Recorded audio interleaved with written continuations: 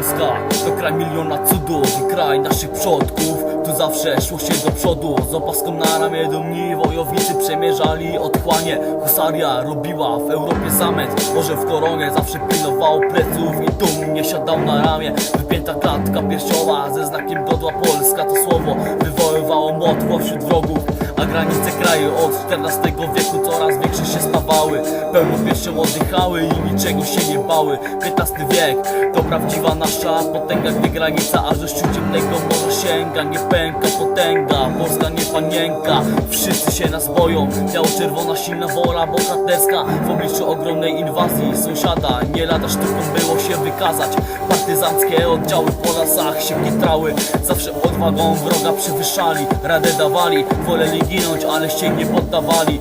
Dumny naród stanął w obliczu wielu szkód wyrzuconych nam z biegiem czasu. Zdruzgodany kraj i naród po wojnie odwiedziły komunistyczne zaloty. To choroba nikczemna wydzierająca wszelkie cnoty.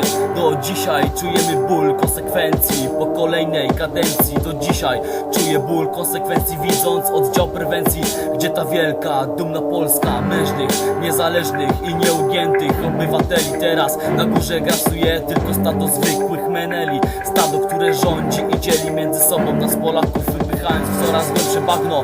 Zatraca się poczucie własnej wartości, ludzie słabi i zmanipulowani jak rozkładające kości. Gnijemy od środka, że jesteśmy robolami dla Europy Środka. Uważaj, ciebie też to może spotkać. Chciałbym, żeby kiedyś polska flaga coś zaczęła, by znów na maszcie dumnie powiewała. U wrogich narodów ciarki prowokowała. Dumny z pochodzenia, z przodkach wcielenia mam marzenia, a jednym z nich wygodnie żyć we własnym kraju. Jestem stąd, dlatego nie podoba mi się to, co się tu wyprawia. Wszyscy uciekają zamiast naprawiać. Prawda jest taka, że na ulicach powinna trwać walka o swoje.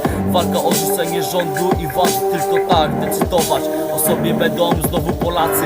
Ci prawdziwi, nie ci chciwi, ale nikt nie wyjdzie na ulicę, bo ci na górze mają wojsko i policję. Skoro nam się nie podoba, to dostaniesz szota. Rozstrzelają nas za kaczki, wszystko w imię utrzymania śmiercionośnej władzy.